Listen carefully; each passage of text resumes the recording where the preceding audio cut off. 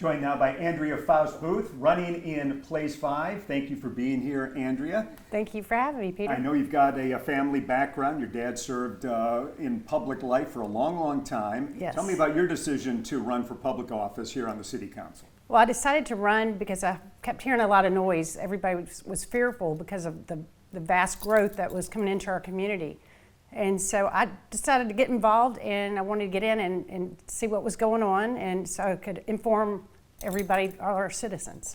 This is an open seat. The other races all have incumbents in it. What do you think of the job that the current City Council is doing?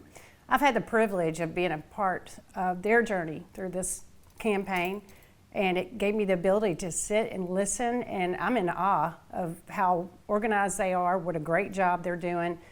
They're being guided by Mayor Sherry, who is a fourth-generation Fairhope, just as I am, and we both absolutely love our community, and we really want to work on keeping it small. And that means we want to keep the integrity and the charm and everything that makes Fairhope so special. You grew up in Fairhope, so you've seen a lot of changes. Is it scary to a certain degree to see this incredible growth that's happening here?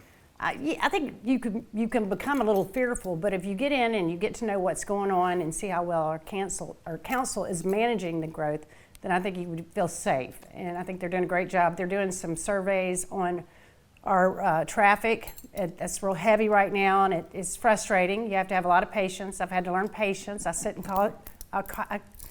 watch 20 cars go by before I can pull out. Yeah. So I think we're going to get a grip on that. Yeah, there's a lot of work around town. All you have to do is drive around to see the road work that's going on. A lot of sewer work and infrastructure work that might not be too glamorous, but it's kind of the nuts and bolts of what you might be doing if you win. Exactly, and I will continue my journey with the council following suit.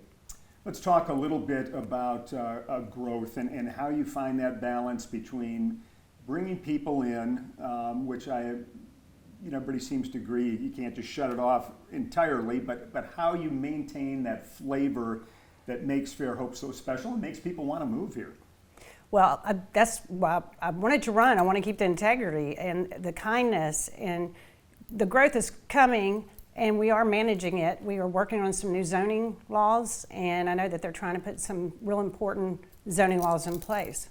A lot of people talk about downtown being so important to the town, and it is, but a lot of times people have trouble with the traffic, and they say they have trouble finding a place to park, especially on weekends in the summer and those kind of things. Is that just something we've got to live with as part of growth, or can we do something about it? That's part of our traffic study by Walker, the company called Walker, and we haven't received that yet, but we're trying to get a grip on it. We want things to go smoother. You've been here with your family growing up, and when you talk about quality of life in Fairhope, what are some of the amenities that immediately come to your mind?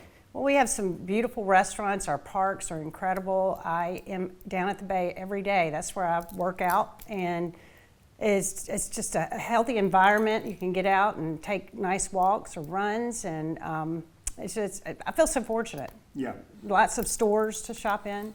And things for kids as well. Oh yeah. Well, my kids are grown, and they've moved on.